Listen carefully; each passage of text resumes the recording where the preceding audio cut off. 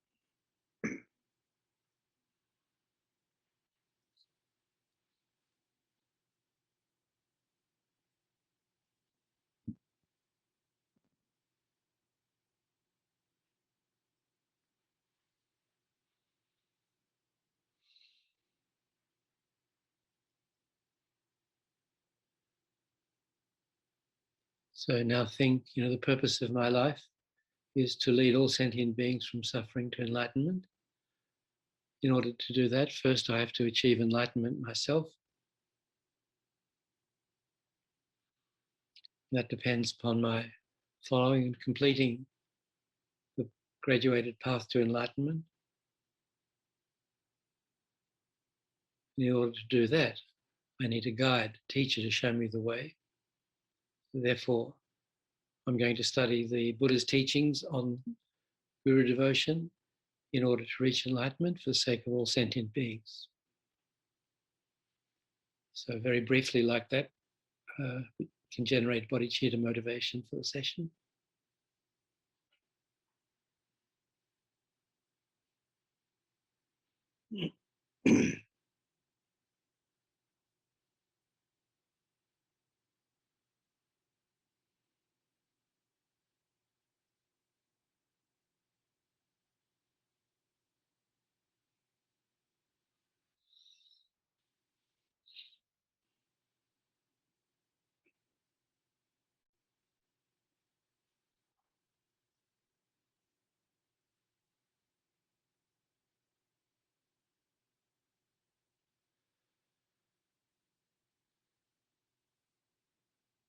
Sangye Chodang Zogi Chonam La Jangchu Badu Dagni Gyatsuchi Dagi Chojingi Pesonamgi Rola Penje Sangye Drupa Sho Sangye Chodang Zogi Chonam La Jangchu Badu Dagni Gyatsuchi Dagi Chojingi Pesonamgi Rola Penje Sangye Drupa Sho Sangye Chodam Zogi Chonam La Chanchu Badu Dagni Gyatsuchi Dagi Chojinge Bezonange Rola Penje Sangye Drupa Sho.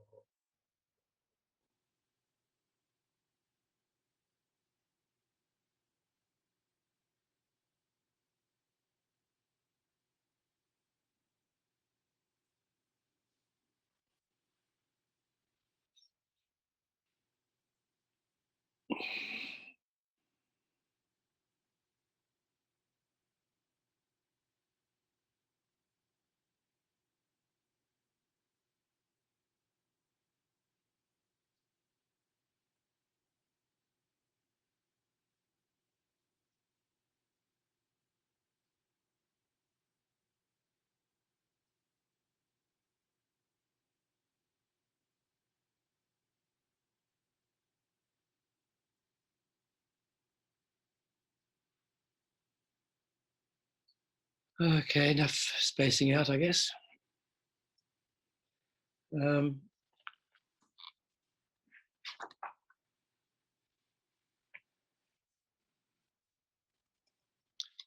So last time I was talking about the qualities of the Guru, particularly those 10 qualities mentioned in Maitreya Sangha's Mahayana Sutra Lamkara. But also we've been looking at His Holiness's a couple of chapters on Guru devotion in this book, Foundation of Buddhist Practice. And so just on the term Guru devotion, His Holiness says, some people translate the term Shenyen Tempa as Guru devotion. I don't know if you have the book, it's page 102. Shenyen Tenpa as Guru devotion. This English term may be misleading, evoking the image of blindly surrendering to a holy authority figure, which is certainly not the intended meaning. Shenyen means spiritual friend or spiritual mentor.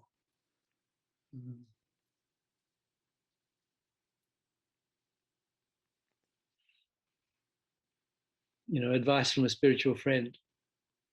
Shenyen. Tempa means to rely or depend on. For our Dharma practice to be successful, we must properly rely on a wise and compassionate spiritual mentor and guide. So I was talking to Venerable Thupten Chodron, who co-authored this book with His Holiness a little while ago, and she was, I hadn't read this bit at that point, but she was also saying that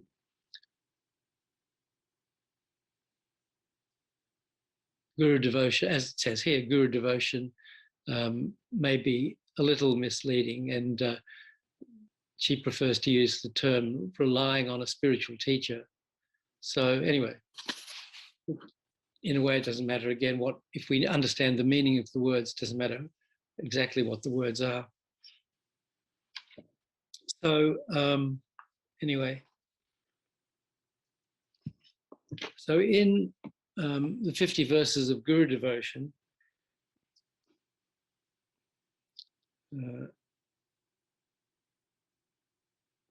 and I also briefly talked about this last time or the time before, about the sort of guru we don't want. So in in the 50 verses of Guru Devotion, it says, a disciple with sense should not accept as a guru someone who lacks compassion.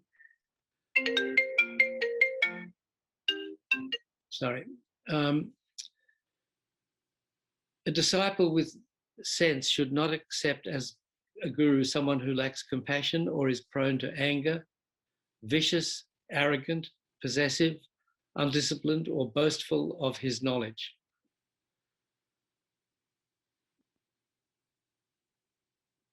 So then Geshe Ngawandagi's commentary is, this verse explains the kind of guru we should not cultivate. It mentions some disqualifications. An intelligent disciple should not cultivate such a guru. So looking at that verse in more detail, he should possess great compassion, the wish that sentient beings be free from suffering and its cause. This is the most important qualification. If our guru is not compassionate, there's the danger that he'll give up on us at the first sign of bad behavior, our bad behavior. If he has great compassion, then no matter how offensive our actions, he won't forsake or neglect us. Therefore, it's very important that our guru have great compassion. As stated in the great commentary on Lama Chöpa by Katchen Yeshe Gelsen, however the mischievous child offends his parents and misbehaves and worries them, they won't lose love and compassion and will continue to value him. Although I, a vulgar rascal, don't deserve your compassion, please don't forsake me and guide me as parents guide their child. So that's a little prayer by Katchen Yeshe Gelsen. He was the tutor to the 8th Dalai Lama and wrote very important texts, a wonderful Lamrim text called, I think Glenn Mullen translated as The Essence of Refined Gold, something like that. And he founded the Sekchogling Monastery, which is just outside, just sort of on the edge of Lhasa. And he wrote this important commentary on Guru Puja. Okay, so that's possess great compassion. He shouldn't be prone to anger, shouldn't be sadistic or hold a grudge. He shouldn't be arrogant. He shouldn't have a strong desire for possessions or wealth or cling strongly to material things. He should not be loose of character of body, speech, and mind, or careless in his practice of morality. If the guru gambles and takes intoxicants, his disciples will follow the same path. We should try not to fall under the influence of such a guru. If possible, our guru should be like Natso Lotso was. He lived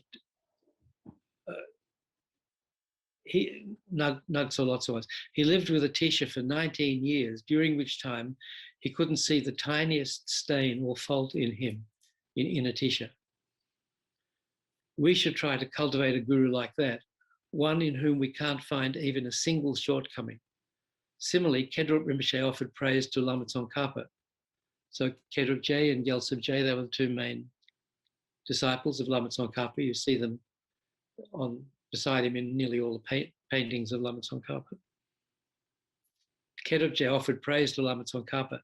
No matter how the Buddhas, with all their wisdom, try to see as if you have breached any of your vows, even a minor downfall, they won't be able to find a single one.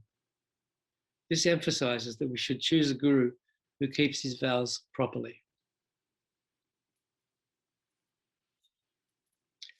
Then finally, the guru should not boast of his abilities or be fond of revealing his qualifications all the time.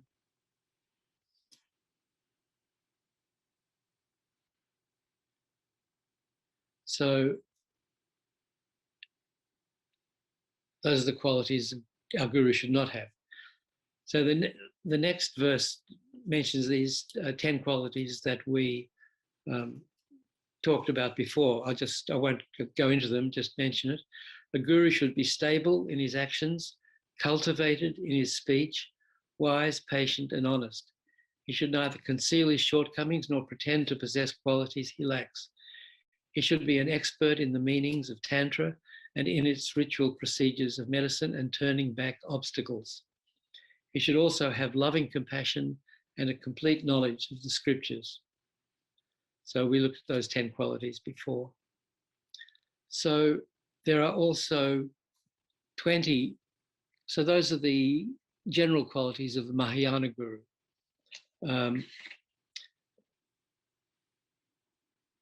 The Vajrayana Guru, the Tantric Guru, should have 20 extra qualities. There are 10 outer qualities and 10 inner qualities.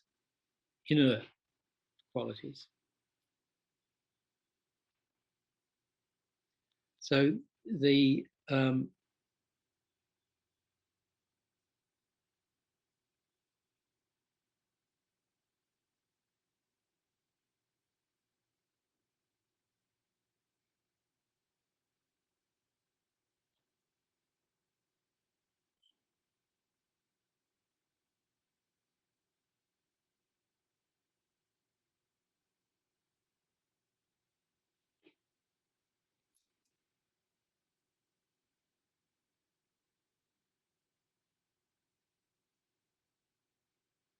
okay, sorry.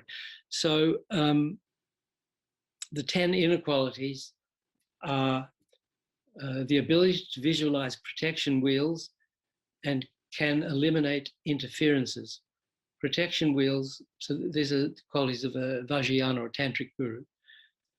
Protection wheels are visualized just outside the mandala, and the mere sight of it is enough to terrify negative forces. The ability to tie protection knots. So when we get these blessing strings from the lamas, you'll see they have a little knot tied in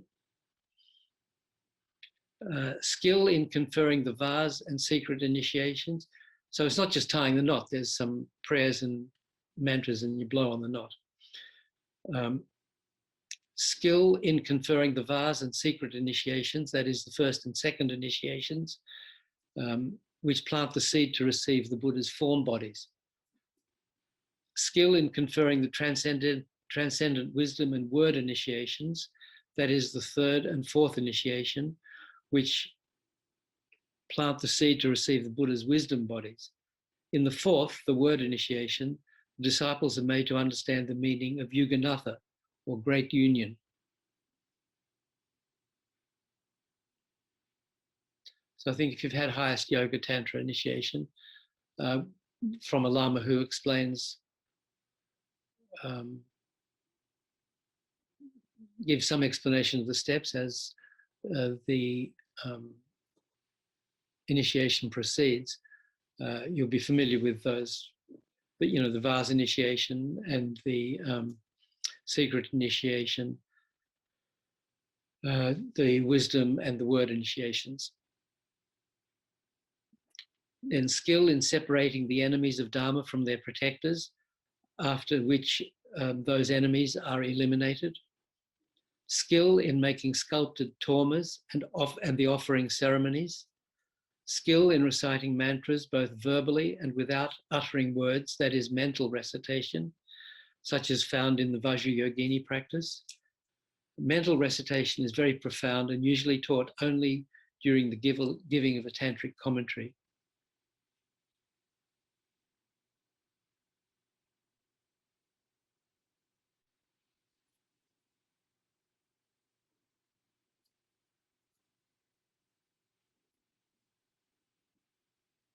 Trying to remember, I think Lama Yeshe gave some instruction on mental recitation when he was giving a Manjushri commentary many years ago. So I'm hoping to publish those teachings before too long, but I've been saying that for 20 years. So not quite sure when I'll get back to it. Skill in the Wrothful rituals. In order to be able to do this, the initiation must be taken properly, the words of honor kept purely, and the deity actualized correctly. Skill in consecrating holy objects, skill in self-initiation, offering mandalas, and so forth. So the 10 external qualities are skill in visualizing, drawing, and constructing mandalas of deities, skill in single-pointed concentration on meditation deities, knowing how to do the mudras correctly, skill in performing ritual dances, skill in sitting in the Vajra posture and the half lotus as well, skill in mantra recitation, skill in making fire offerings, jinsek, skill in all the other offering ceremonies, skill in the rituals for subduing the enemies of Dharma, the teacher and sentient beings, who always harm sentient beings, subduing the enemies, skill in concluding ceremonies. The Buddhas and deities invoked at the beginning of a practice should be made to return to their former place from where they were invoked, although some may be made to dissolve into the images.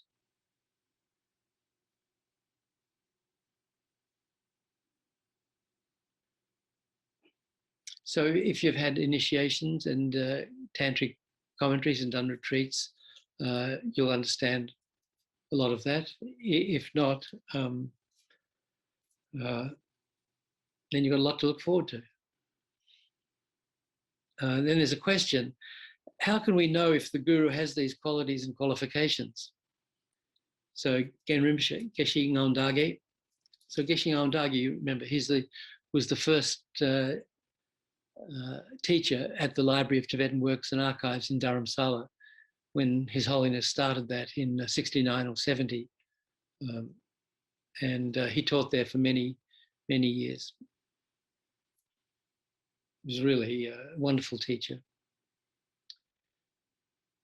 So he said, actually, if the guru is really an authentic teacher, most of the qualifications would be known because of his reputation as a learned Lama and a great practitioner. But you yourself can understand after you have examined him properly.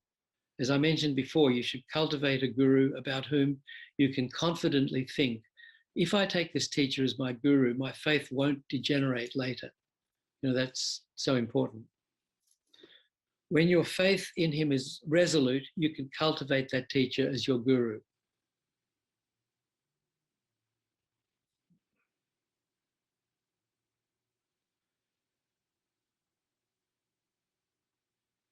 So, where is it? So in Lama Tsongkhapa's commentary on the 50 verses of Guru devotion, you'll find more about that.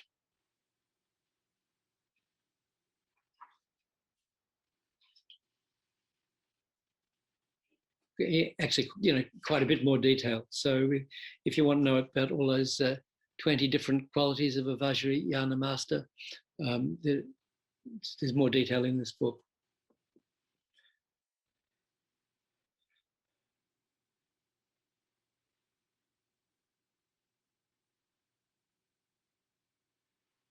So also His Holiness mentions a couple more qualities here.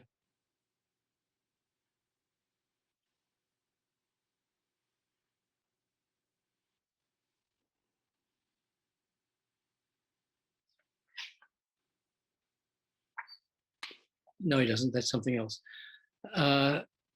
So now I just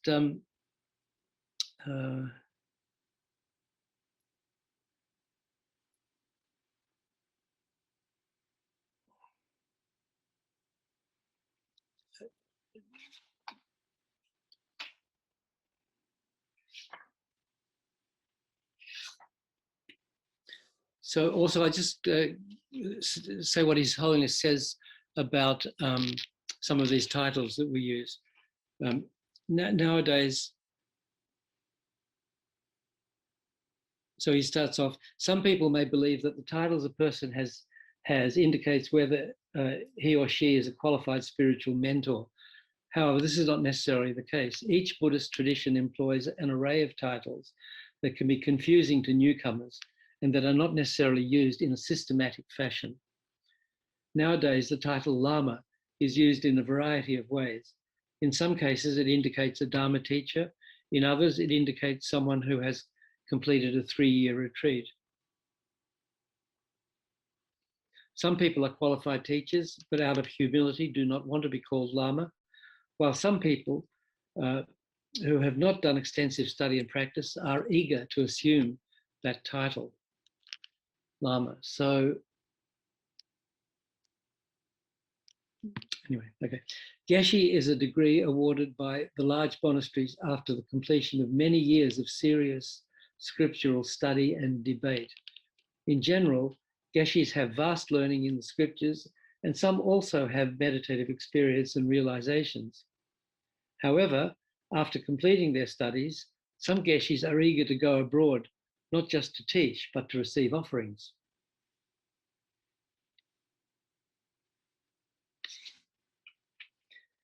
Khenpo indicates an abbot of a monastery, and Kensur, a former abbot. Although in some Tibetan traditions, Khenpo is an educational degree similar to Geshe. So I think in the Kagyu tradition, you'll see Khenpo is often someone who's been through the sort of studies that Geshis go through. Genla is used to address adult monks, our own Dharma teacher, or teachers of secular subjects as well. Chola is the respectful way to address a nun. So again, you have Gen Don down there, don't you? So what we call our precious Don.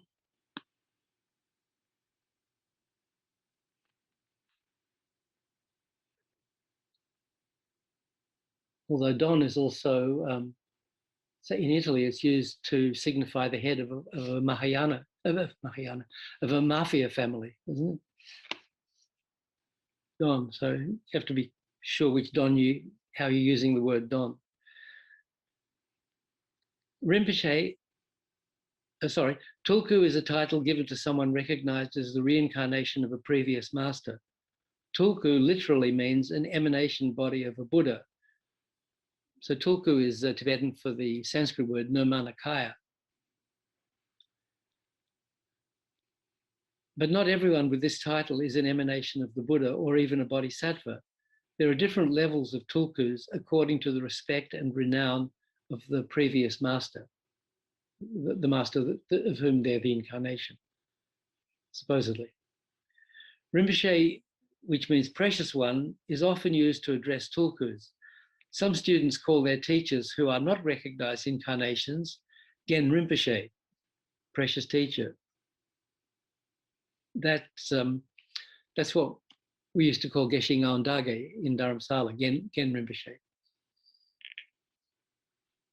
Having the title Rinpoche does not indicate that one has spiritual realizations.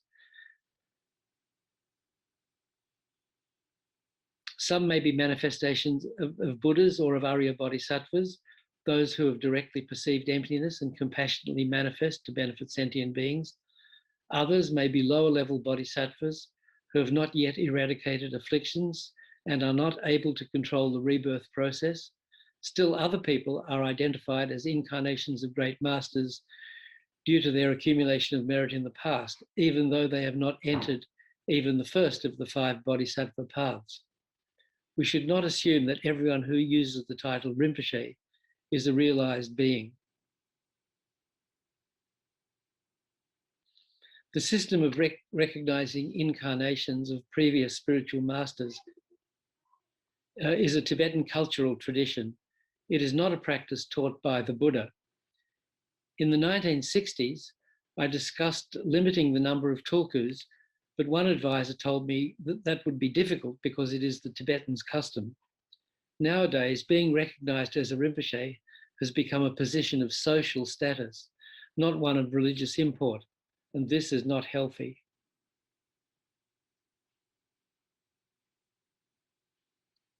So we should seek teachers who are well educated in the Dharma, practice it sincerely, and have compassion for others. In looking at Tibetan society, I often see people ignoring learned Geshis and Khenpos, but showing great respect to Rinpoches who are not learned. I tell the young Rinpoches that they should not rely on the reputation of their previous lives, but should study diligently, practice sincerely, and be humble in this life. If they do, they will be an honor to their predecessor's name.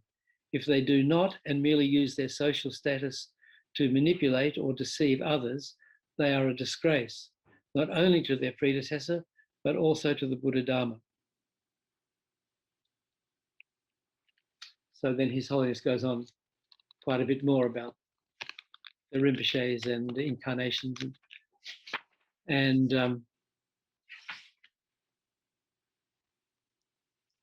some teachers who have titles and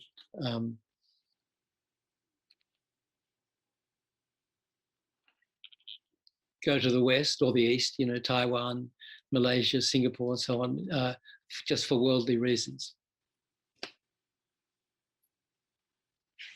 So, His Holiness is not shy to call some of them out either. All right, so that's enough about the Guru for now. How about the disciple?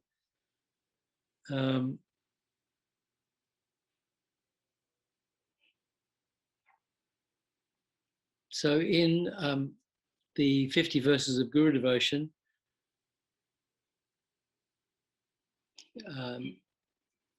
Geshe Ngawandage says, Gen Rinpoche says, the qualities a disciple needs are given in two parts. The qualities of a disciple in general,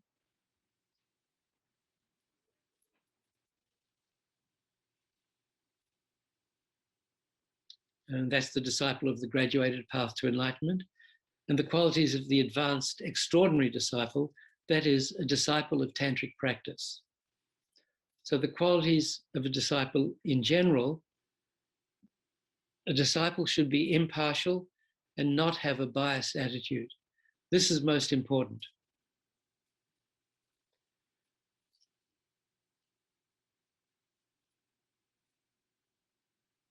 The disciple should have discretion or intelligence, a good faculty of discernment. If the disciple is dull and doesn't understand the subject, even though it's taught 100 times, there's little value in teaching that student. For disciples with sharp intelligence or discriminating awareness, everything becomes a teacher because they know what to cultivate and what to abandon. So, as Milarepa said, all phenomena can appear as teachings. So, whenever we look at anything, another sentient being or a flower or anything, we can see that as a Dharma teaching, or even, reading a newspaper or watching news on TV. Everything we can, if we know how to look at these things, everything can become, we can relate everything to Lam Rim.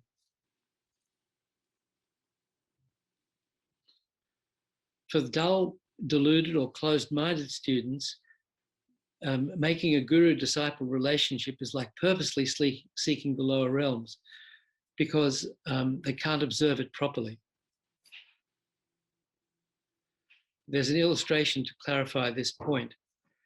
In Lord Buddha's time, the great benefactors would invite the Buddha and his Shravakas, his hero monks, for lunch, and it was customary that a discourse would be given after the lunch. The eldest monk would sit on a cushion and give a discourse. Once the eldest was a monk who didn't know anything, and he sat on the cushion saying repeatedly, knowing nothing is suffering, referring to himself. The others thought that he meant that ignorance is the cause of suffering and contemplated the thought that all suffering comes from ignorance. As a result of this, they achieved liberation. So this shows how important intelligence is.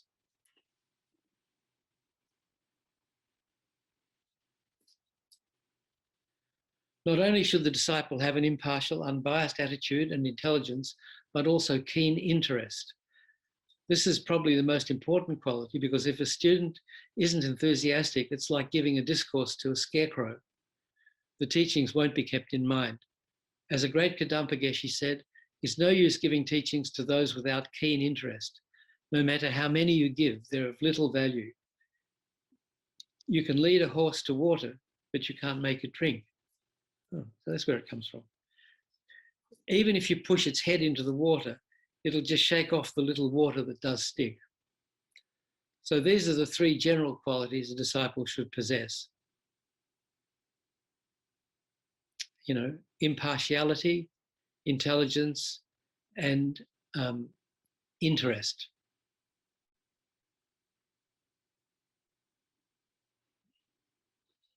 the qualities of a tantric disciple. So the 50 verses of Guru Devotion contain the essential teaching of Vajradhara himself, as summarized by Ashvaghosha. In other words, these teachings were actually given by Vajradhara in the same way that the Guru Puja also has its source in the Tantras. Every verse comes from the Tantras and contains their essential meaning.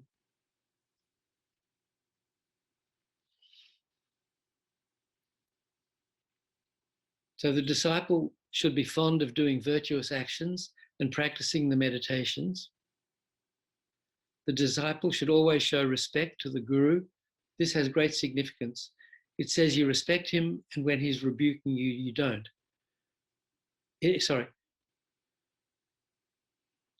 Start again. Disciple should always show respect to the Guru. This has great significance. It says always, that is all the time. It doesn't mean that when your Guru is telling you some story, you respect him, and when he's rebuking you, you don't.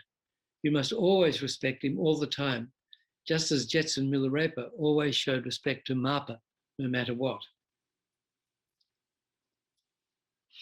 The disciple should always have strong devotion and make offerings to the meditation deity, and always practice the yoga method of that deity. Whatever initiations we have taken, we should continue that practice for the rest of our life. Geshe Potawa said that when we engage in our tantric practices, we shouldn't be like a dog eating. If you give a dog a piece of meat, he'll swallow it whole without tasting or enjoying it, and then look around for the next bit. We shouldn't be like that. Having taken initiation, we should practice it with care and enjoyment. Disciples possessing these qualities are the really good ones.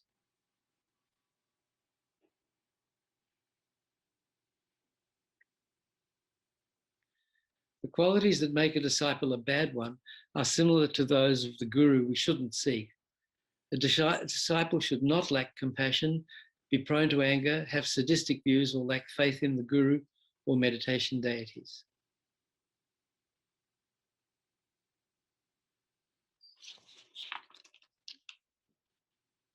So these two extra qualities that I mentioned before are here.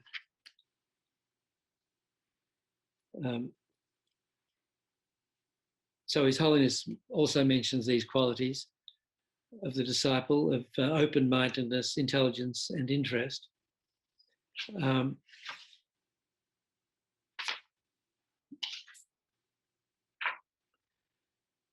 He says two more qualities of a suitable disciple are often added to these three. The first, respect and veneration towards the teacher and teaching, makes us a receptive vessel to receive the Dharma, whereas arrogance and apathy prevent spiritual growth. Appreciating our teacher's wisdom and kindness and respecting the excellent qualities of the teachings moistens our minds, making it receptive to the Buddha Dharma.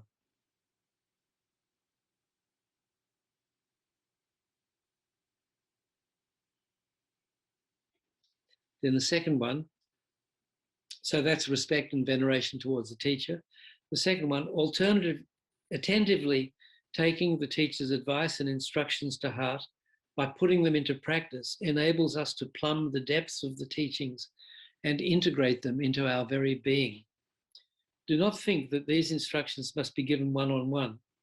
Even when we are in an audience of 1,000 people, our mentor's spiritual instructions remain the key to actualizing the path.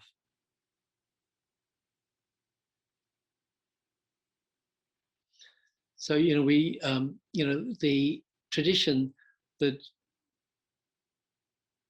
arose from Atisha's teachings and activities, spearheaded by his interpreter and main disciple, Don Tomba, that tradition became known as the Kadam tradition, and then that later morphed into our tradition, the Gelug tradition, which, as I said before, was sometimes called the New Kadampa tradition. So Kadam means taking the teachings we hear or receive as personal instructions. And so when we were talking before about, how to listen to teachings and use them as a mirror for our mind, then even when, as it says, we're in a crowd of 1,000 people taking a teaching, still we should feel that the teacher is talking directly to us. And, I think we've probably all been at teachings where we've thought, wow, that's amazing. Sounds like he was just talking to me. I needed to hear that. And that shows that we're listening correctly,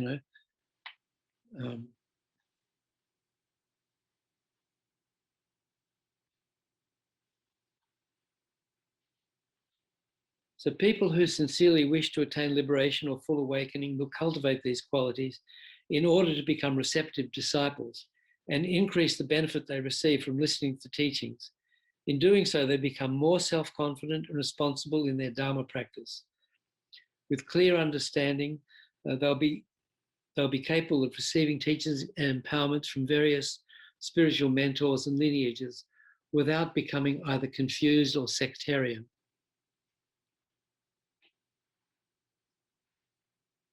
Not falling into mistaken ideas of surrendering everything to the Guru, they will not be led astray by teachers with impure motivations. Instead, they will derive great benefit from relationship with spiritual mentors. Their clarity of mind and good qualities will increase, and they will become good examples for newcomers on the path.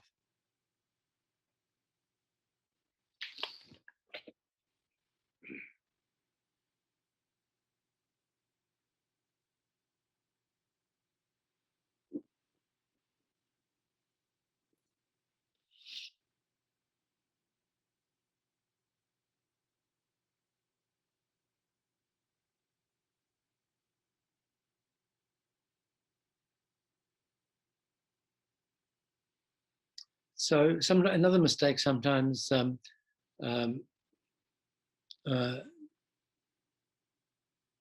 people make is if you have well, I've seen this happen with Lama Yeshe and Lama Zopa Rinpoche, that a student would go to one of the lamas, to Lama or Rinpoche, and say, I want to I just finished this retreat, or I've just finished this or that. What should I do next? So the Lama says, well, you should do this, and then the person doesn't like that. So then it goes to the other Lama, and without saying, they've already asked.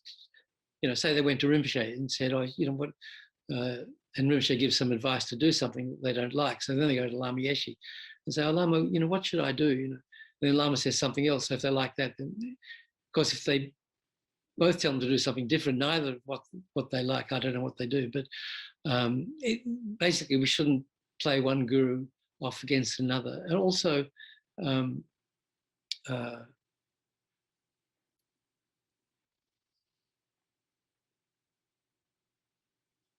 I think most of us are familiar with Rinpoche making observations or throwing a mo. Everybody know what that is?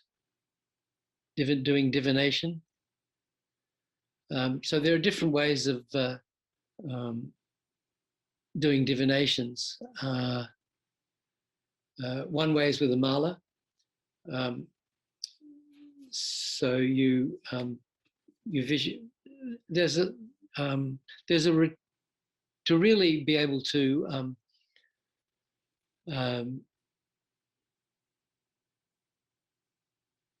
do divinations, you are supposed to receive initiation and teachings and do retreat on a particular deity. I'm not sure what it is actually, because I haven't done it. And Rinpoche once, years ago, decades ago, said that he wanted to do a group retreat in Malaysia. I don't know why Malaysia, for people who want to learn how to do divinations, but still hasn't happened. So not sure that it will now. But and I first noticed Rinpoche doing these like in the mid-70s, and he would do it with dice. So there are a couple of die, or dices, and Rinpoche kept them in a little round box container thing, and then you shake it, and then you throw them, and you see the numbers that come up, and then there was a text. So Rinpoche, and I don't know if this is what's happening, but this is my interpretation of what I saw, that around 76 or 77, before that, I don't remember. I traveled with the Lamas in 75 all around the world, and I don't remember Rinpoche doing M-O, doing Mo's then, making observations then. He may have, and I've forgotten, or he may have and I didn't notice, but first I clearly remember is like 77, I think. But when he'd throw the dice, and then the numbers come up, and then he'd go to this text, and then he'd look up the text, consult, like looking at the I Ching or something, and he'd look up the text, and then he would see what the interpretation of those numbers was. And so before you do it, you visualize this deity, and then I don't know if it's a wrathful deity, because sometimes Rinpoche would make kind of a wrathful expression. I can't do it, but because I'm naturally so peaceful, he would make this wrathful expression and throw, so I don't know if that was part of it or what, but then he'd look up the text and interpret it that way.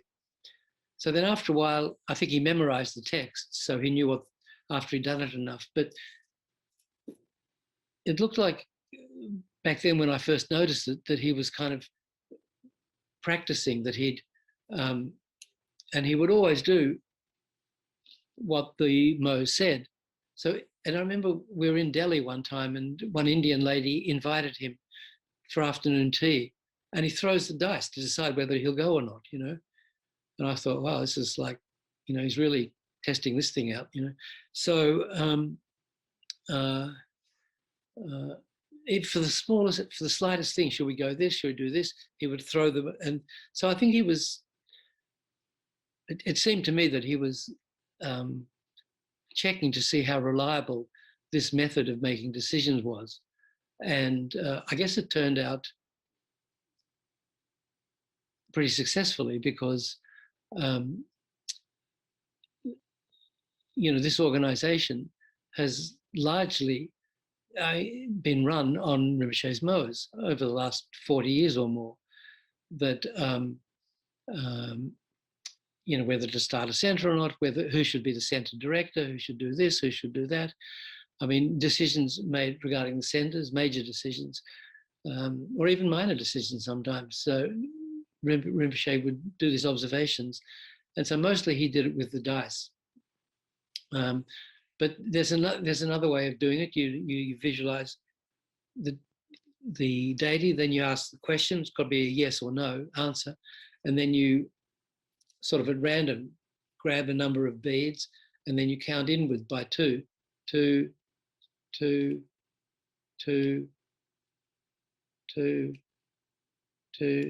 Sorry, I took too many beads. Two, then three. So if you're left with three, that means pretty good. If you're left with one, that means very good. Two means bad. I think four means very bad. And zero, is there a zero? There's probably a zero. Can't remember. I think zero might be bad too. No, you can't be left with four.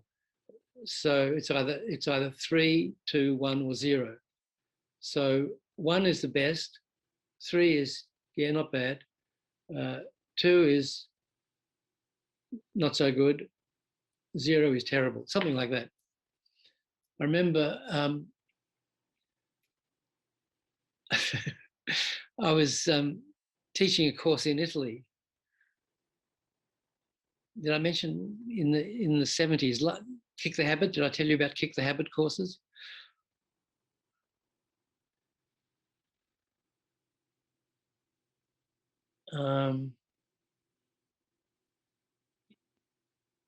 in 77, Lama Yeshe said that I should teach go to the West. I was living at Kopan at the time, and I'd just been asked to start the centre in Delhi, but nothing had really happened there yet. And he said, I should go to the West and teach courses for people who are drug dependent to get them off drugs. And that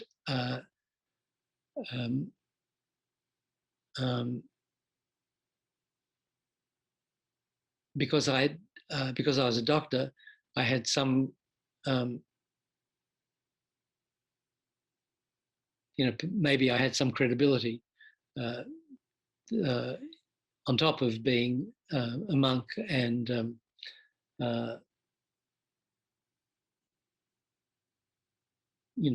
having little knowledge about the Lam Rim, something like that. So first ones I gave were in Australia. Then I also did some in Italy, Spain, and England over the next 2 or 3 years.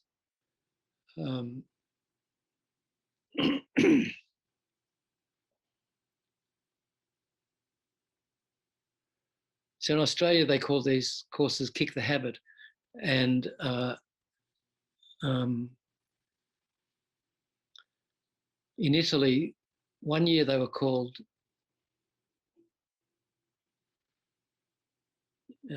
Drop the Monkey. Got a monkey on your back. Drop the Monkey, something like that. Molle la scimmia. Anyone speak Italian? Molle la scimmia, I think, is drop the monkey. Get that monkey off your back. And the next time I was in Italy, it was called Fiore del Gabbia, something like that. Flee the cage. So the poster had a bird cage with the gate open.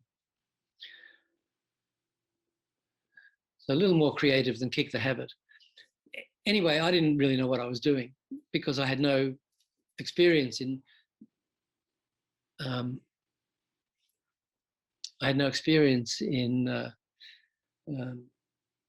treating drug-dependent people when I was a doctor or subsequently. But what I did notice, and in myself as well, was when people came to Kopan, and they're all kind of drug-crazed hippies, and people who'd done everything from heroin to tobacco and everything in between, and people who took to the Dharma and who were, especially those who were more into meditation, they just naturally stopped using anything because they found it interfered with their meditation practice, basically, and they considered their meditation practice more important than some temporary high, and also it made sense, that and Lama had said to people, that he wasn't sort of a hardliner. Oh, you should never take drugs. So it's really bad or something like that. But he said, a drug can open the door to a different reality or different way of seeing things, but you don't want to just stand there opening and closing the door. When you take something and you get high and then it wears off and you're back to where you were. So doing that is just like opening the gate to a beautiful garden, but then closing the gate and just standing there opening and closing the gate without going through. So basically people who got into the Dharma just without any effort, without any struggle, or without much effort anyway, and over a period of time, they were able to get off whatever they were on. And so on the basis of that experience, I thought, well, and really my ultimate goal in doing these 10-day courses, which is what they turned out to be, was to try and get people interested enough in the Lam Rim that they would go to Kopan and study with the lamas. I mean, that was really the best I thought I could do, whether they got off drugs or not, you know. So, and the centers that organized these courses, and these, you know, it was fairly early in the piece, it was mid to late 70s, they sort of made these courses a twofer. You know, these courses are for people who are drug dependent, but they're also an introduction to Tibetan Buddhism. So even if people didn't have a drug problem, trying to get more people to come, so they said, well, this is also an introduction to Buddhism. And that's, you know, I didn't know what I was doing. So I just talked about Lam Rim. But there was the meditation Lama told me to teach at these courses was what he called the seed syllable meditation. You familiar with that? The inner fire, inner heat meditation? Nod, shake your head. Really? Okay. Well, it's in Kathleen MacDonald's book, Sangye Kadro's book, and it's in Lama Yeshe's The Bliss of Inner Fire, you know, that book edited by Venerable Rabina and Ailsa Cameron. The Bliss of Inner Fire, Lama's teachings on Tumo from the 6 Yogas of Naropa.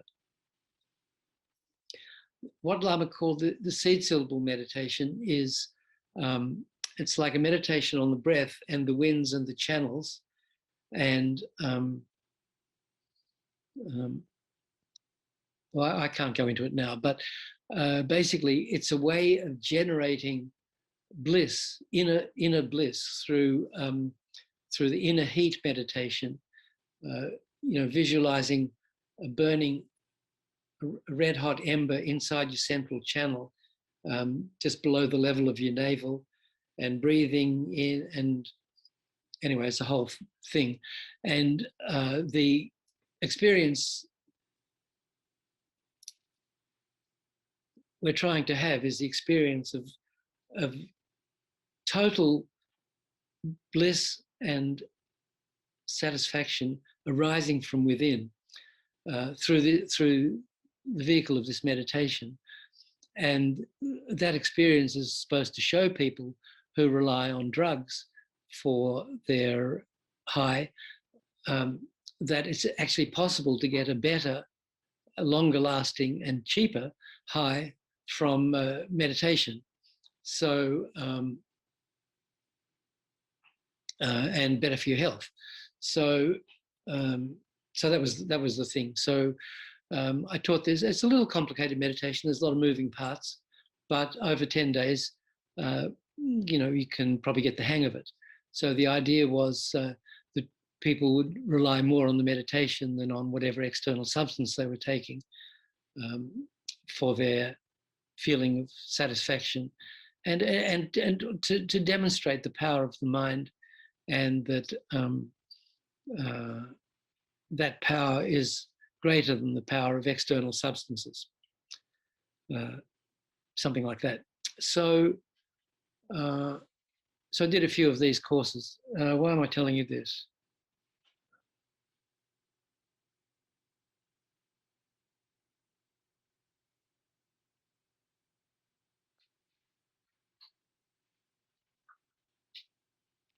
Nobody remembers? You started talking about kick the habit.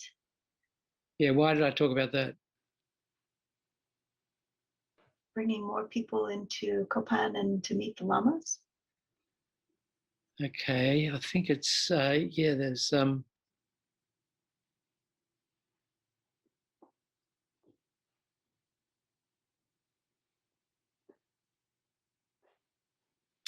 anyway, I can't remember. I think, Dr. Ribush, it was maybe about going to teach in the West, but you went to Italy to teach. And Right. Okay, I've got it. Thank you. So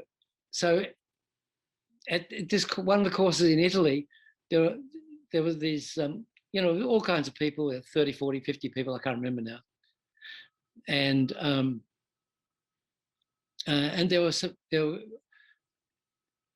Italy was the place where where more junkies came. I don't know if you can say that word anymore, junkies, but people who were shooting heroin. There were a few of those came to the course as well, and during the course, one of the students found that he'd been ripped off. Someone had stolen his passport and his money, and so there was a bit of a freak out about that. And one of the monks, one of the Italian monks, Piero, was there at the time, and he came to me and said, "Doctor, can you make a mo to find out who has? We suspect this one guy. His name is Max. We suspect he's the thief, but can you do a mo to see if it's him or not before we accuse him?" And I was like, I don't have any reliable mo's. I haven't done the retreat, or because sometimes I'm joking, just for my own purpose. I'd sometimes do this, to see whether I should do something or not. It was pathetic, but it's like,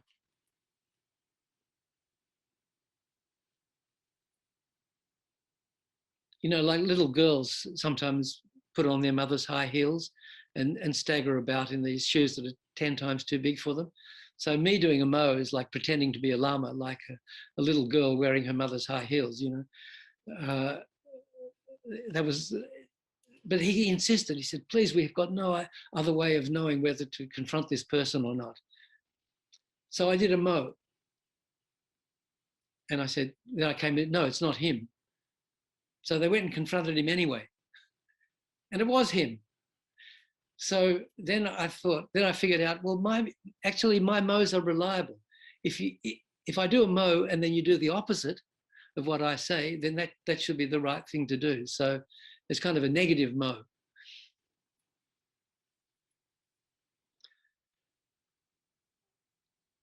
Anyway,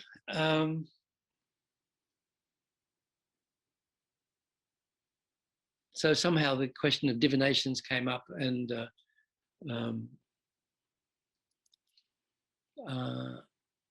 that was my experience.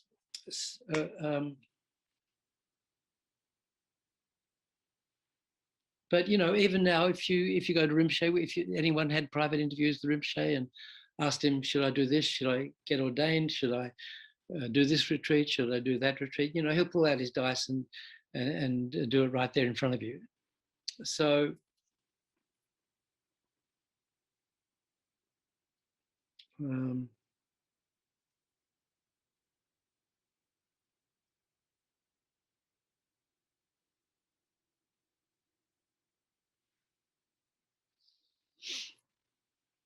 okay, so let's move on.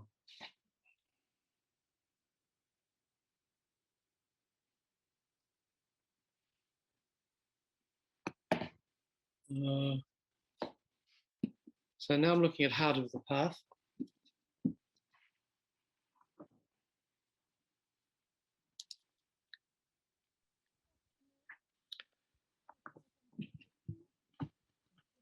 So briefly, we've looked at why we need a guru and the qualities of the guru, that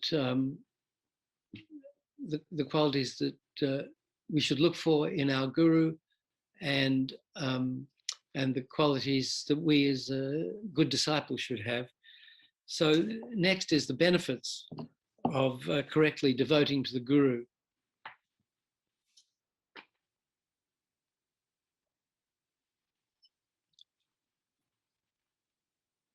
So, this is, if you've got this is on page 80. So there are 8 general benefits of devoting correctly to the guru. We become closer to enlightenment. We please all the Buddhas.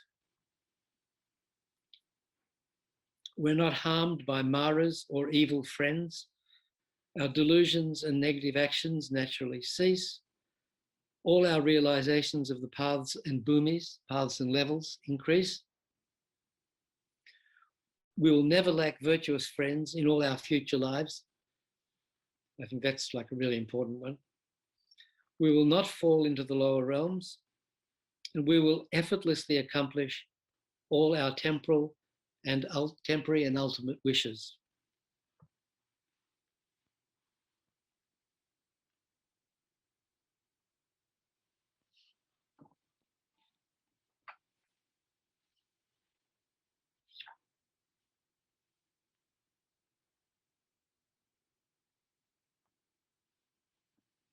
So the first one is becoming closer to enlightenment.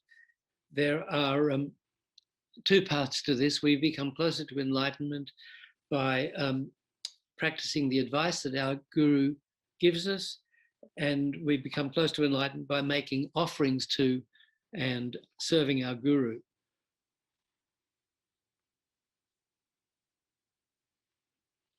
So following the guru's advice and sort of using the guru as a field of merit for when we make offerings and prostrations and offering service and so on. Every time we follow any of our guru's advice, including living in vows, doing Dharma practices and serving others, we become closer to enlightenment.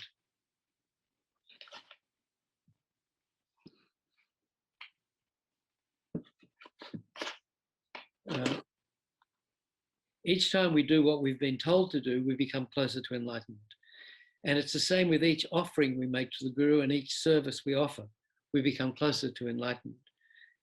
Each time we follow our Guru, we become closer to enlightenment each time we follow our Guru's advice, make offerings or offer service to him, because we thus perform the most powerful purification and create the most extensive merit.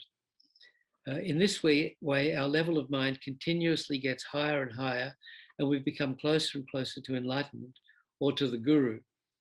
These two are actually the same thing. As we come closer to the absolute Guru, the Dharmakaya,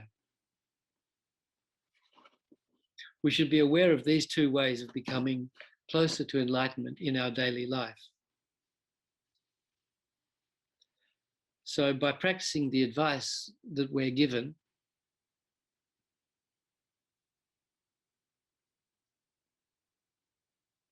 I don't know if you've seen our Lama Zopa Rinpoche's online advice book at lamayeshe.com. As you know, Rinpoche gets hundreds of letters from all over the world, from students and other people asking his advice on this and that. And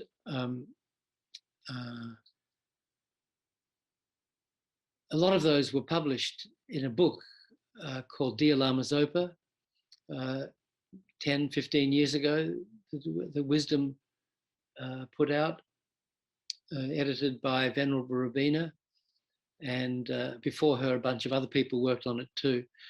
But so most of those advices and a lot more, there are probably over 2,000 now, on all kinds of subjects you can't imagine, are there on in the online advice book at lamayeshe.com. And there's a lot more of Rinpoche's advice on the FPMT website as well.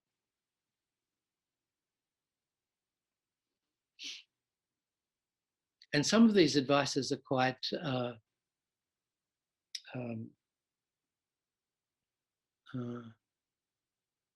extensive. Do 300,000 prostrations, 50,000 water bowl offerings, 100,000 mandala offerings. So, and over the years, people have asked Rinpoche's advice, let me ask Lama Zopa. Then he gives them this long list of things to do, and then they don't do it. So that's kind of considered pretty bad form. And that's the opposite of this. If you think Rinpoche is your guru and you ask his advice what to do, and he tells you what to do, and he spends time,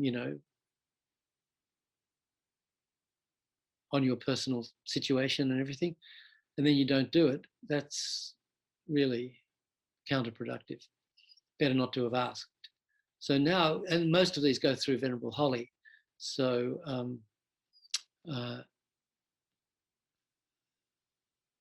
I think sometimes there was a case recently where a friend, student of Lama Yeshe's, his wife was having some difficulties, and they wanted Rinpoche's advice, and Holly was like, well, if this person isn't a serious Dharma practitioner, she should be careful asking Rinpoche's advice, because he's liable to give her all these practices to do, and if she doesn't do them, then that's not good, wasting Rinpoche's time apart from anything else. So it was interesting, actually, in that case,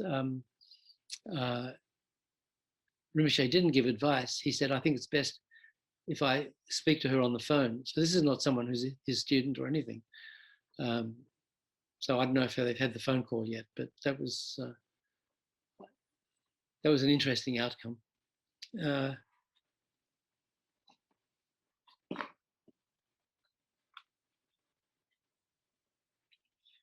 So if we ask Rinpoche's advice and he tells us what to do, we should definitely do it, because every time we do, we get closer and closer to enlightenment.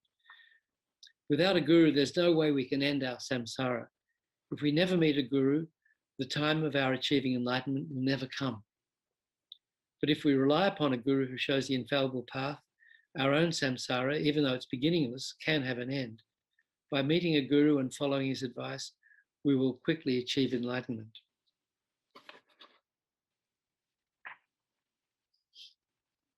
So I don't know if you've studied the text, the Essential Nectar, or the Essence of Nectar.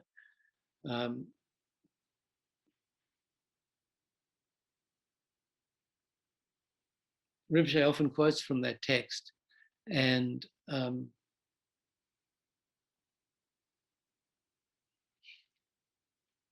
there's this Rinpoche's Lam Rim textbook, The Wish Fulfilling Golden Sun. You're familiar with that, I guess, maybe.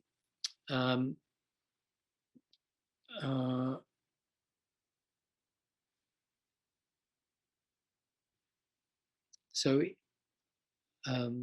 when I gave my talk a few Fridays ago, whenever it was, about life with the Lamas, I think I might have, well, before that, I did publishing, didn't I? Did I do publishing in the FPMT? So I talked a little more extensively about this textbook that I went to Kopan for the third course in the fall of 72, and the students that had been at the second course in the spring of 72 had put together their notes of Rinpoche's teachings from the second course, and those of us who attended the third course were given this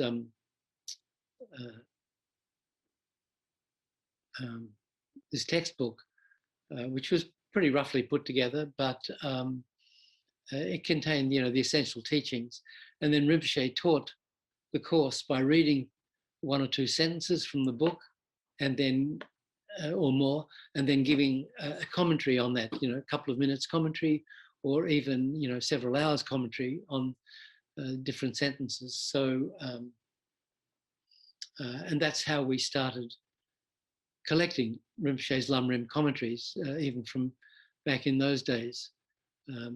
So we're able to put together, books like this, 500-page books by, first of all, making notes from his teachings, and then actually writing them down as much as we could. And then when we got electricity at Kopan, recording them, and then setting up the whole transcribing and collecting transcripts thing,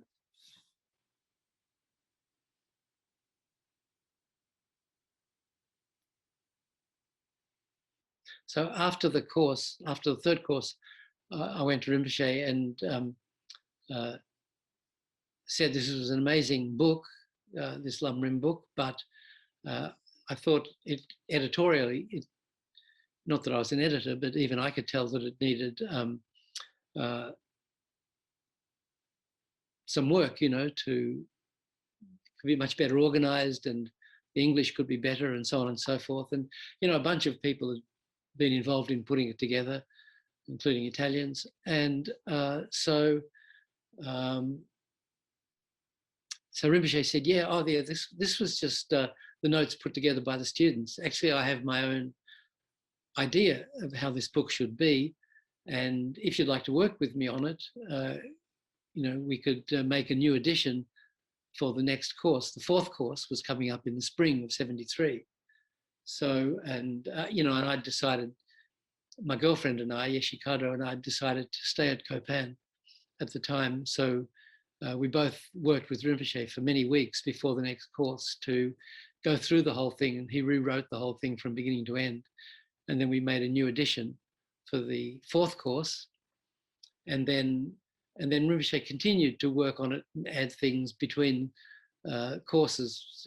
So there were different new editions for the fifth course, the sixth course. And then when Rinpoche went to the West, there was a new edition made for the first Lamrim course at Chenrezig Institute in '76. I think I mentioned that Venerable Ravina put that together. Her family had a printing press in Melbourne, and she printed the book for that course, which was her first course with the Lamas.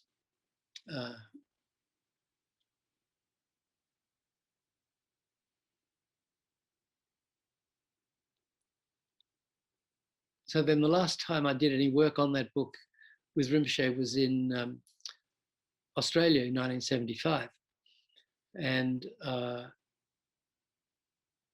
then after a year or two after that, then Rinpoche stopped using the book at the Kopan courses, and he started teaching from other texts. And one of the texts was Essential Nectar. Anyway,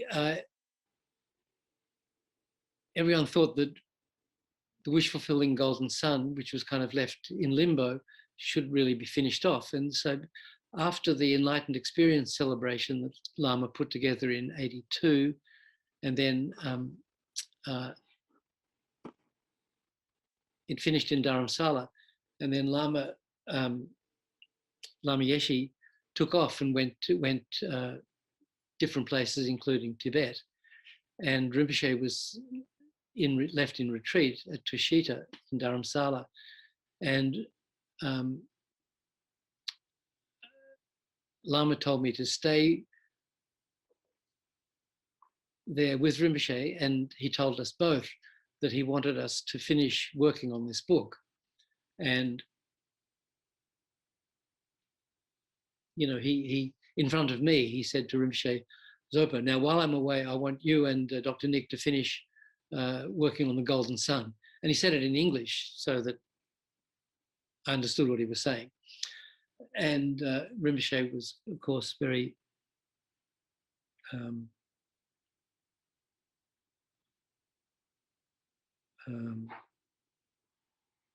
obedient and saying yes, yes, of course, bowing his head and agreeing to do it. So then this adventure started. Then Lama left, and then Rinpoche went in retreat, and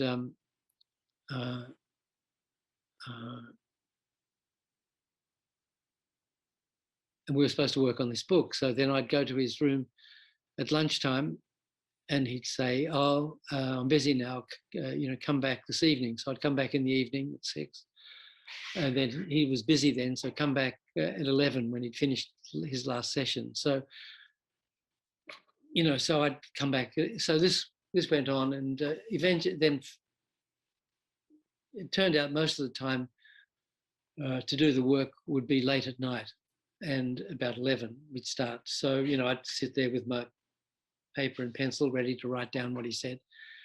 And so then he'd sit on his bed, and then he'd kind of pretend to be falling asleep, and I'd be sitting there on the floor waiting to start, and he'd be nodding off, you know, I don't know what, testing my patience or what he was doing, you know. Of course, I thought it was about me.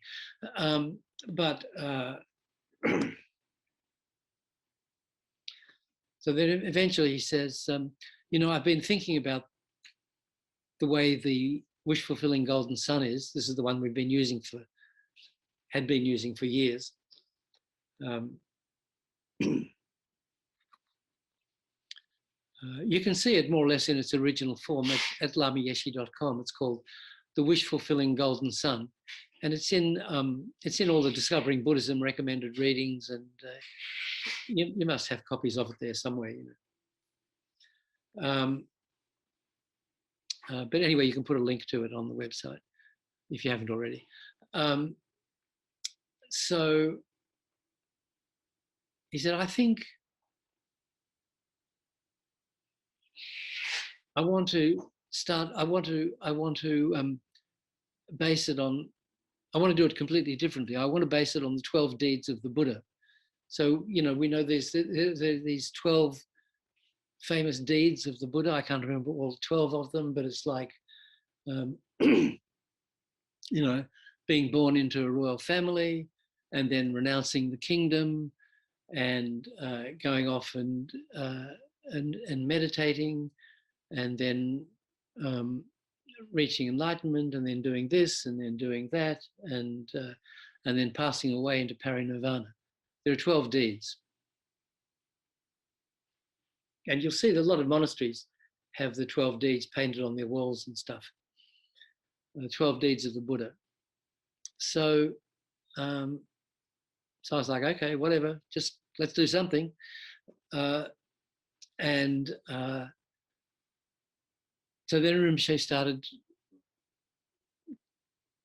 going through the 12 deeds. He was using some text. I don't remember what it was.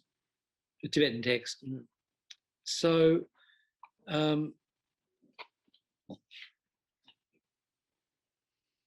so we spent a month or two doing this, and then I was taking quite a few notes, and then but then it came time. Then he finished his retreat, and it came time to leave, and he had to go to Kopan. This was like August or September in '82. So my job at the time actually was running the center in Delhi, Tushita Center in Delhi, but I hadn't been there for best part of 6 months because I'd been running the Dharma celebration as well. And, you know, Trisha and some other people who were working with me at the center could have kept the center going pretty well in my absence, probably even better than if I was there. So, so then we hadn't got very far, to put it mildly. And I don't know if I should tell you about the scorpions. Well, why not?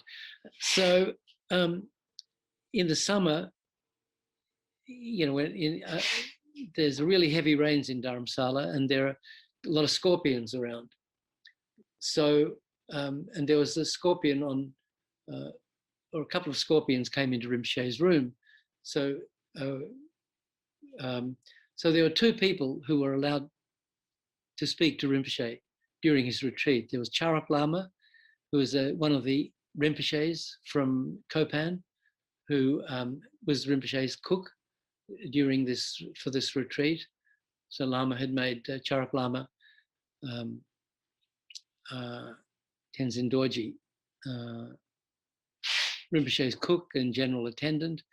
And then there was me, who was supposed to be working on this book with him. And then there were a bunch of other people at Tushita. There was a group Vajrasattva retreat going on. There were 20 or 25 people doing this group retreat. And maybe there were a couple of individual meditators around, but none of them were allowed to speak to Rinpoche. So, and he was in his own little corner room there, away from everybody else.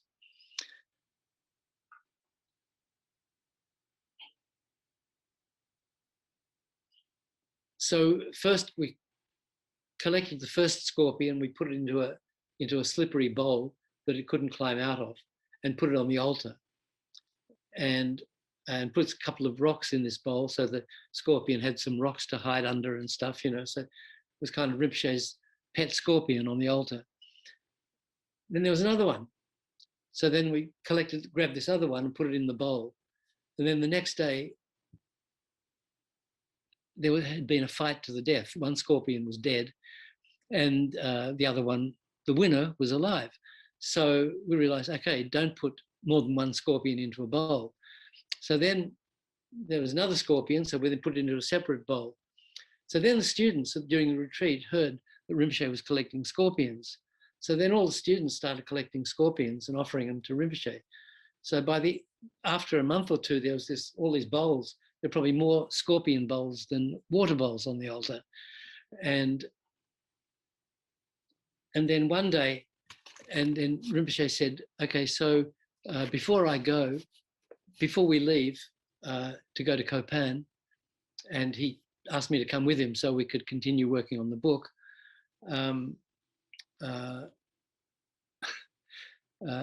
Before we go, we have to purify these scorpions. So we're going to purify them of all their negative karma by doing some different practices, and then, let them go in different parts of the property, wherever. So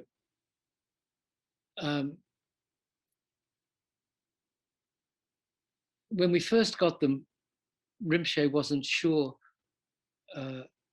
what to feed them, but Geshe Jampa Wangdu, who was this famous meditator monk who lived nearby, a very good friend of Lama Yeshe, Lama Zopa Rinpoche, Geshe Jampa Wangdu. Rinpoche always tells stories about Geshe Wangdu,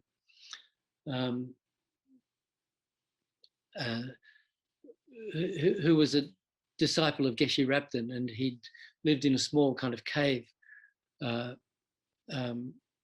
until Geshe Rapton went to Switzerland. And then when Geshe Rapton went to Switzerland in the mid-70s, I think Geshe Jampa Wangdu took over his house. So he had a house, but he didn't have many, but earlier, one of the stories Rinpoche tells about Geshe Jampa Wangdu is he had almost no possessions, but one of his prized possessions was an Indian alarm clock. So one day, Geshe had been taking teachings from His Holiness, and when he came back, he found someone had broken into his little hut and stolen his clock. So he was so happy. He was so rejoicing that he'd been able to benefit. This person really wanted a clock, and that and it was so much better that this person had the clock than Geshe-la himself had the clock. So he made this incredible offering, which was, a very good teaching on what to do if you get ripped off and things are stolen. So to help. I mean, of course, the person who stole it had the motivation to steal, I guess, but still you can lighten that person's karma by making an offering of whatever was stolen to that person. So that's what he did.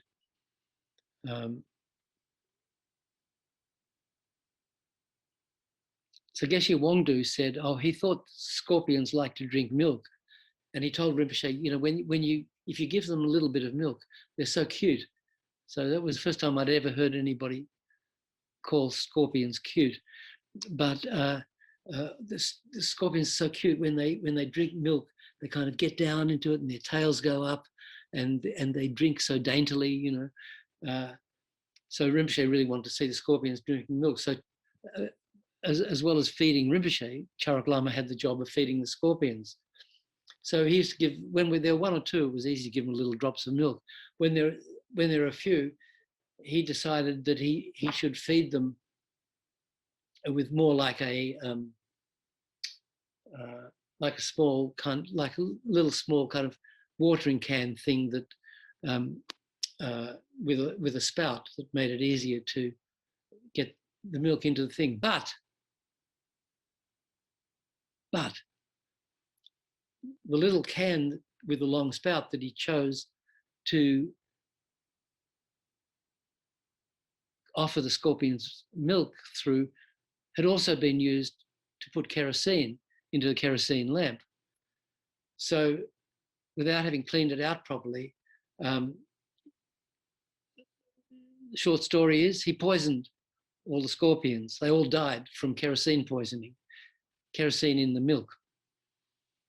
So remember that. If you're feeding your scorpions, don't use the kerosene container. You probably don't even know what kerosene is.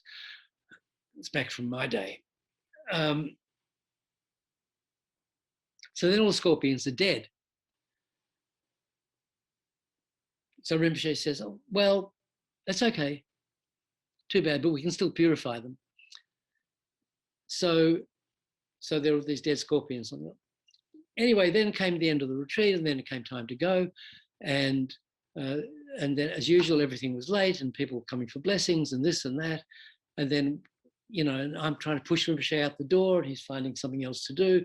And we have to get a train because we've got to get a train to Delhi, and then we've got to get a flight to Kathmandu. And the lamas were always late for anything. But usually we made it. But so we're going down the hill. Finally, we get away from Tushita. We're going down the hill, and then Rinpoche stops with this horrified look on his face. He says, "Oh," and I was like, "What?" He says, we didn't purify the scorpions. I was like, oh, "Well, we're not going back," and he says, "That's okay. I can do it from the train." So I was like, "Phew, we don't have to go back. We can get the train." So anyway, okay, so that's the scorpion story. Then we got to Nepal, we got to Kopan, and then the same thing, Rinpoche said, "Come at lunchtime." So I come at lunchtime. "Oh no, I've got guests for lunch. We can't work now. Go away, come back later." So again, finally we get to be late at night, right, to go to his room.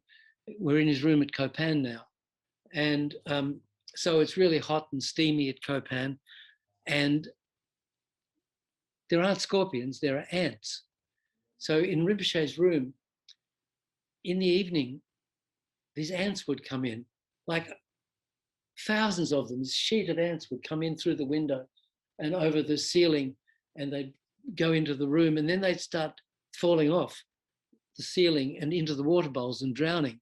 So then Rinpoche would be so concerned, and we had to rescue each drowning ant and be careful they didn't fall into the butter lamps. It was like this whole thing with the ants coming in, and they'd come in and then they'd hang out and then they'd go away again. It was really weird.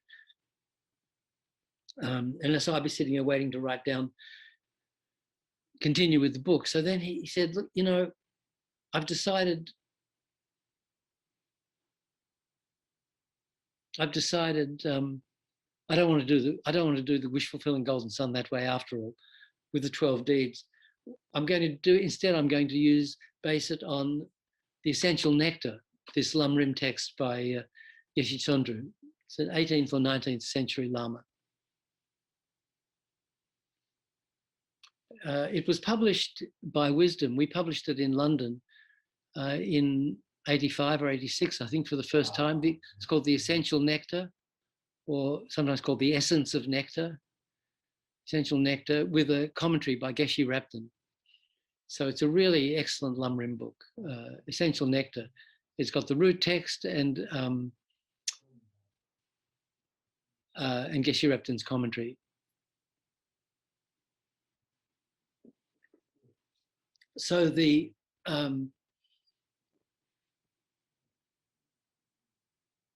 text starts with many, many verses on Guru devotion. And Rinpoche said he wants to use that as that text, the Essential Nectar, as the basis of the new wish-fulfilling golden sun. So we're back to square one. So then he starts translating these verses on Guru devotion one by one. So then it went a little bit quickly, but there are a lot of verses. And after a couple of months, we still hadn't finished the Guru devotion section, but then it was time for the Kopan course, 1982. I don't know which one it was, the 14th, the 15th. I could work it out, but it doesn't matter.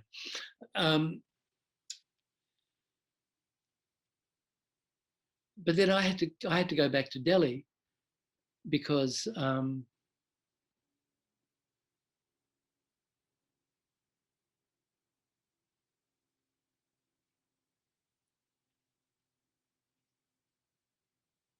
because we'd invited His Holiness Tushita, which I was running, supposedly, was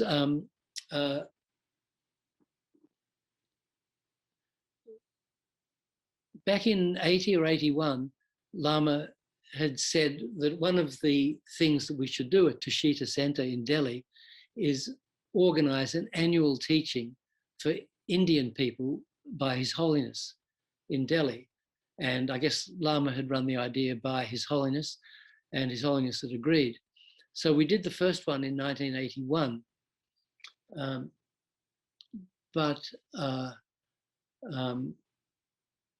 The timing was wrong for His Holiness. So we had the first Tushita Dharma celebration in Delhi in the end of 81, but we didn't have His Holiness. So we invited the Home Minister, Jani Zail Singh.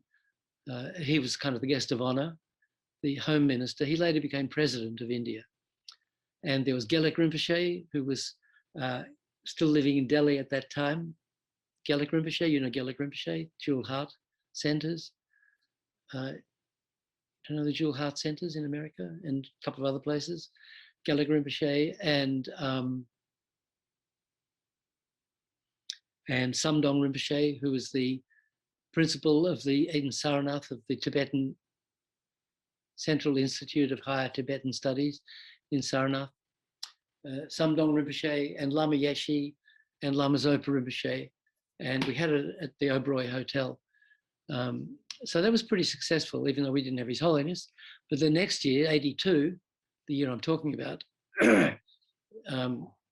His Holiness had agreed to come. So we were doing this big thing with His Holiness, so I had to be there.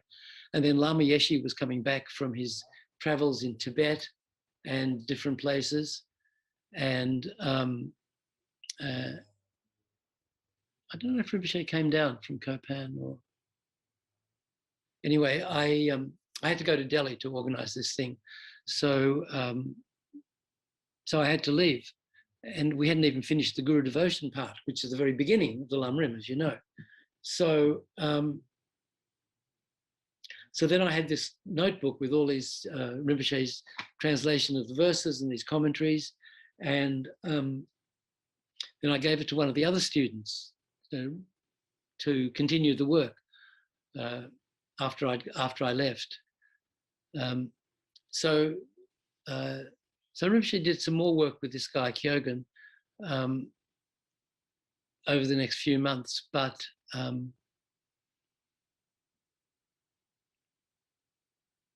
there was never any more work done on the wish fulfilling golden sun. So all there was this notebook with all Rinpoche's teachings on these verses of Guru devotion. So fortunately, just as, you know, karma created is never lost. So these teachings were created and not lost because they finished up going to Venerable Elsa and she incorporated all of them into this book. So you'll see there are a lot of verses like this one, where Rinpoche is quoting from the Essential Nectar. So this is coming from the Wish Fulfilling Golden Sun, you know, 3rd edition that never was. So, and what happened to the notes and the teachings on the 12 deeds? I don't know, maybe they're in a box somewhere in the basement, or I don't know, I can't remember quite what happened to that, but they never got used.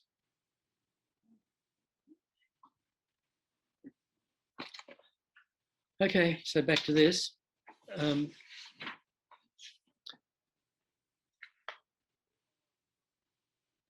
So those are also very important verses on Guru devotion. There's the opening section of the Essential Nectar.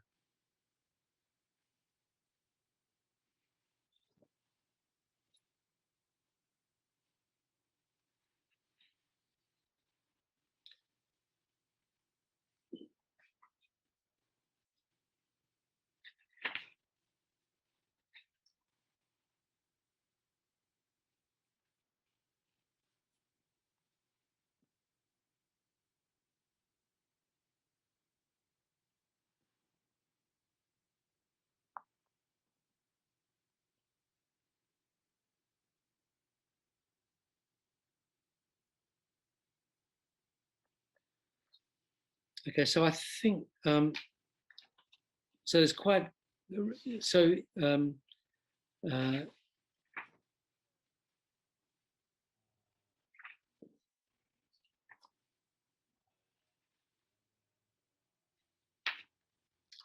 so quite a long section in terms of how becoming, by following the Guru's advice, we come closer to enlightenment. He says, when you meditate on this first benefit, becoming closer to enlightenment by putting the Guru's teachings into practice, relate it to every single activity that you do, whether it's daily practice, retreat, or serving others. In your daily life, every single time you carry out your Guru's advice, and here we're not just talking about sitting meditation, you accumulate the most extensive merit, perform the greatest purification, and become that much closer to enlightenment. Each piece of advice that you follow brings powerful purification, because the virtuous friend is the most powerful object in your life. If you relate to what you are doing in this way, you become aware that you're receiving these benefits and you can enjoy what you're doing. So I think last week there was a question about what is the merit field, right? And so did that get sent to everybody, or? Can't hear you.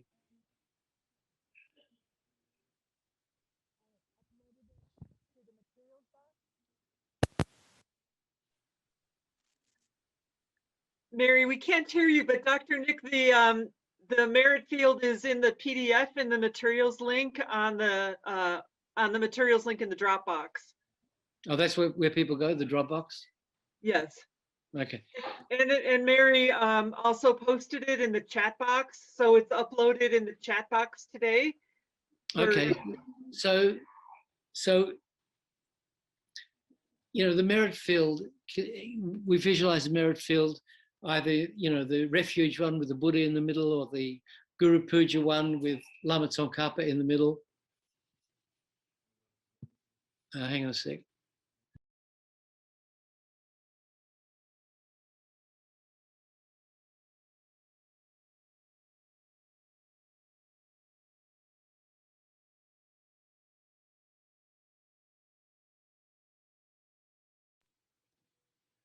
Sorry, someone's listening to Rinpoche loudly in the other room. The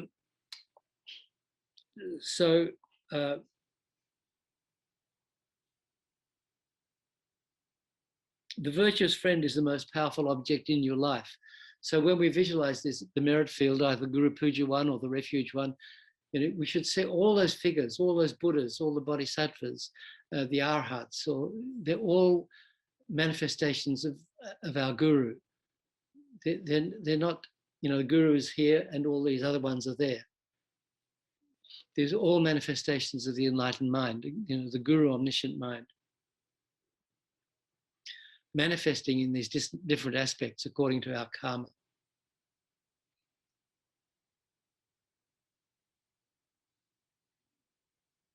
So all our teachers should be there, you know, including, I think I put something about the alphabet teacher, didn't I?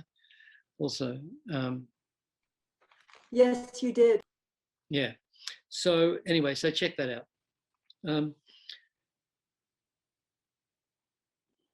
If you relate to what you are doing in this way, you become aware that you are receiving these benefits and can enjoy what you are doing. You know, each piece of advice we're following. Remember all the practices and advice the Guru has given you and relate your meditation to them. This applies not only to teaching on the extensive and profound paths, but also to each piece of advice you have received on how to live your daily life. Remember all the vows, commitment practices, mantras, and meditations. If the Guru has granted you ordination, each day that you live in those vows, you know, even at just the 5 vows, brings you closer to enlightenment.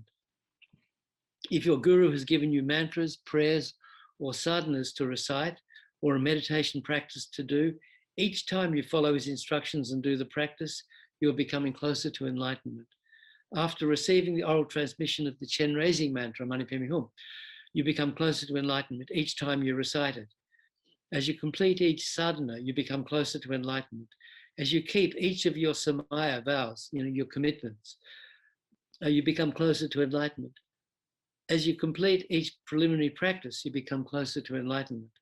Each time you do the preparatory practice of cleaning your room, each movement, vacuuming or sweeping, since it is according to your guru's instructions, you become closer to enlightenment. If your guru has asked you to work in a Dharma center, whether as director, spiritual program coordinator, or something else, each day that you work in the center makes you closer to enlightenment. You're becoming closer to enlightenment with each task that you do, since you're carrying it out on the advice of your guru. Every single thing you do is a method to achieve enlightenment. With each task that you do, you lessen your negative karma, the cause of the lower realms, and your obscurations become thinner, so you become closer to enlightenment. For as many years as you do the job, since you're carrying out your guru's advice, every single thing you do is bringing you closer and closer to enlightenment. For example, if you're building a house for a Dharma center, with each brick that you lay and each piece of wood that you nail, you get closer to enlightenment. No matter how many years it takes to build the house, all your work becomes the cause of happiness. It's the best medicine to eliminate the root of disease and other sufferings, since it purifies the cause of suffering, negative karma. As it brings the most powerful purification, it is also the best preliminary practice. Remember the great yogi Milarepa. In Milarepa's biography, you don't read that he did hundreds of thousands of mandala offerings, prostrations, or any of the other preliminary practice. All you hear about is how he was beaten, kicked out of the teachings, and made to do only hard work. You know the story of Milarepa building the 9-story tower. Anyway, look it up if you don't. It's the story of guru devotion, that we're fortunate that we don't have as much negative karma as Milarepa had, so that we don't have to do that incredible hard work. Without giving Milarepa any teachings for many years, Mapa made him build a tower and then take it apart 3 times. He had to put every stone back in its original place, then again build the tower. From carrying all the rocks so many times, the skin on Milarepa's back became calloused and infected. His hard work was his preliminary practice. In your daily life, you become closer to enlightenment each time you're able to carry out a piece of advice given to you by your virtuous friend, each time you're able to practice the teachings. If you're aware of this benefit, you'll see that you are gaining inconceivable merit all the time you're following your guru's advice. Your life then becomes extremely enjoyable. As time goes by continuously carrying out your guru's advice, you become closer and closer to enlightenment.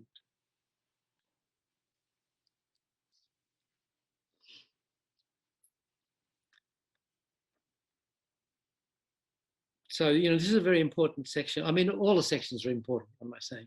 So, I'm saying read them all.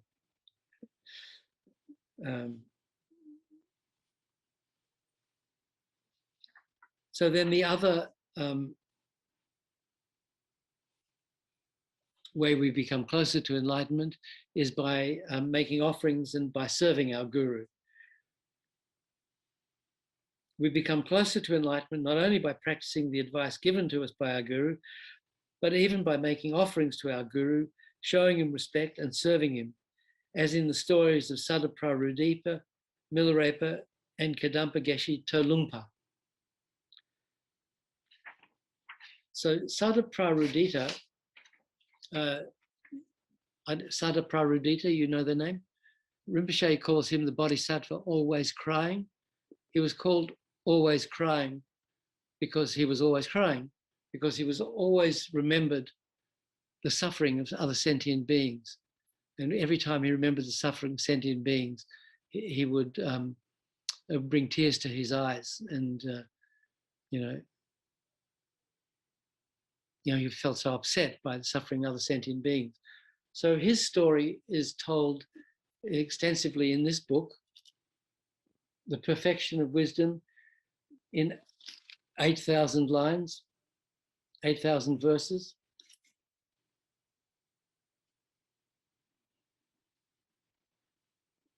So I can tell if you can read it by the expression on Mary's face. The Perfection of Wisdom in 8,000, translated by Edward Konza.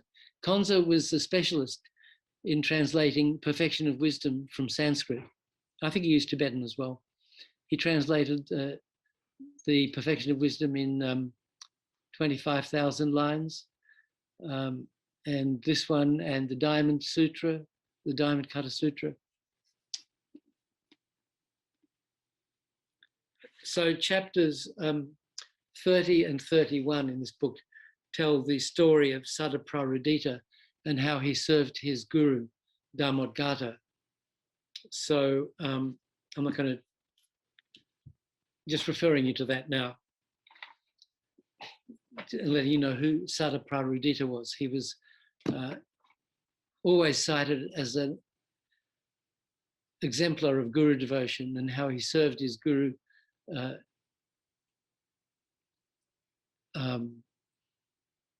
Dharmodgata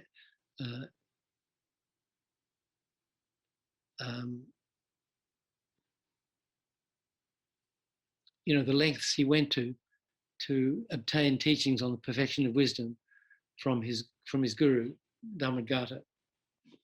So he's mentioned as an exemplary Dharma student and his guru devotion.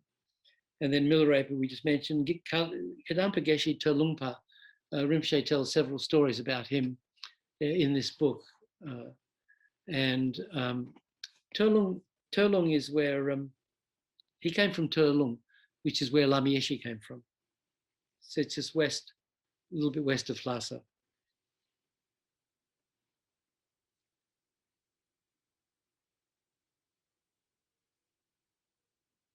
So those stories of those great disciples are teachings for us. This is because in order to achieve enlightenment, we need to accumulate extensive merit, and the supreme merit field is the virtuous friend. The first verse of the Lama Rim prayer in Guru Puja describes the Guru as the supreme field of merit. If we make offerings to our Guru, we can accumulate in a moment the extensive merit that would take an inconceivable number of eons to accumulate through following any other path. This is why we have the opportunity to achieve enlightenment in this very lifetime. It happens in dependence upon the kindness of the Guru. With respect to fields of merit, as I've already explained, so when I was answering the question about what's a field of merit, and I said those two pictures of the two different kind of merit fields, they're traditional merit fields. Rinpoche is also saying here, though, with respect to fields of merit, as I've already explained, there is more merit in making offerings to our parents than to other ordinary people, and in making offerings to ordinary Sangha, monks and nuns, than to our parents. So there is progressively more merit in making offerings to arhats, bodhisattvas, and Buddhas. So as ordinary people, then our parents, then Sangha, then you know, monks and nuns, and then arhats, bodhisattvas, and Buddhas. And there's more merit in making offerings to one pore of the Guru than to all of the Buddhas of the 3 times. There is no doubt that there's no doubt at all that making offerings to our own Guru must accumulate much more merit. So, so there are these different, there's progressive levels of merit depending on the object. The Samputta Tantra mentions that making offerings to one pore of the Vajrabhasta collects merit superior to that accumulated from making offerings to all the Buddhas and Bodhisattvas of the 10 directions. A root tantric text also says, making offerings to one pore of the Guru surpasses making offerings to all the Buddhas of 3 times. A similar point is made in one of the verses of the Guru Puja. Even one of your hair paws for us, paw, P-O-R-E, hair paw,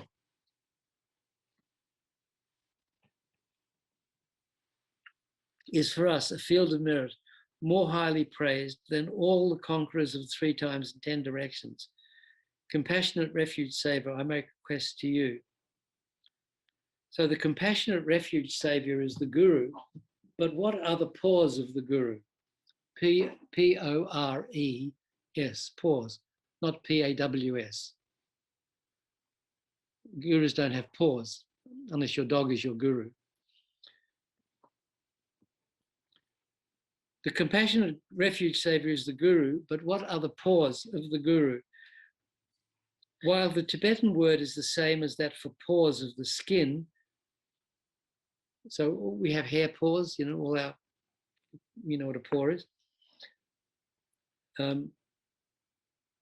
It actually refers to any being who is related to or belongs to your Guru. Drogon Sangpa Gyare said, the paws of your Guru are his disciples, wife, children, servants, relatives, neighbors, and even animals, such as horses and dogs. The disciples referred to here are not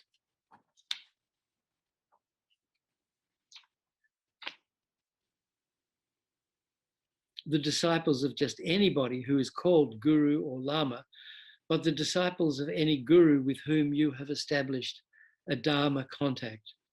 If your Guru is not ordained, the Guru's wife, husband, or companion is also regarded as a paw of the Guru. I think even your Guru's close friends can be counted as his paws. Jedrup Kangpa, so here's a Drup Kangpa, Drupang Gyalakatso. He was a famous Lama from Serajay Monastery. And in Tibet, Sera Monastery is here. And then way up the mountain above, there's this little hermitage that was where Drup Kangpa meditated. He might have been a direct disciple of Tsongkhapa. I'm not sure when he lived. He said, offering to the paws of the Guru accumulates infinite merit, more than from making offerings to all the Buddhas. When you offer, remember the Guru in your heart. This is the way to practice when you make offerings to the paws of the Guru.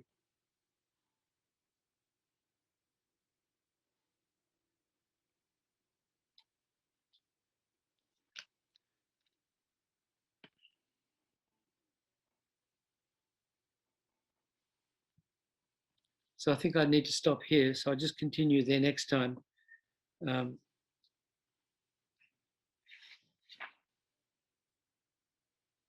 Yeah, we're going to stop here. So, so that's it.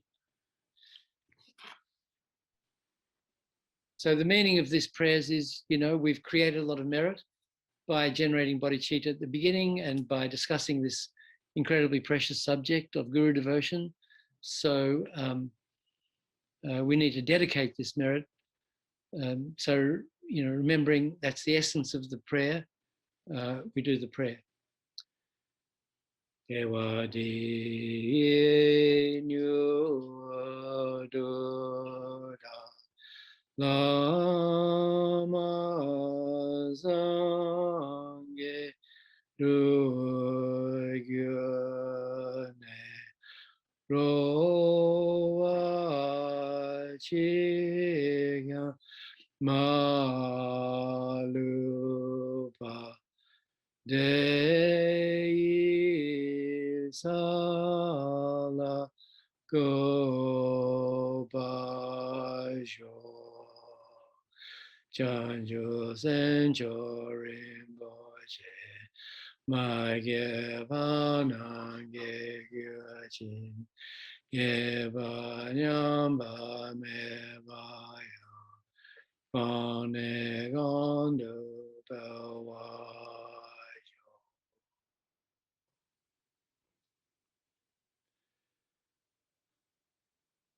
Jiten Kande Pende Malupa Gale Juwe Sambel Yishin Kanden Sume Tenzing Yazola So Wa Deb So Dukje Lundu Yo Tu Su Chan Xin Jiang Gong Gyao Wei Den Xing Hyong Pao Wei Kun Zo Do Bo Ze Cho Zung Gu Wei Le Mon Du Zhu Pa Da Zo Ju Je Gong Du Jap Ten Shu La Ba Nu Jo Se Te Ro Wa La Gelwa Kun La La Pe Din Chen Je La Yang San Zin Jo De Ri Gru So Je La Kan Din Tembe Gyo Ja Zo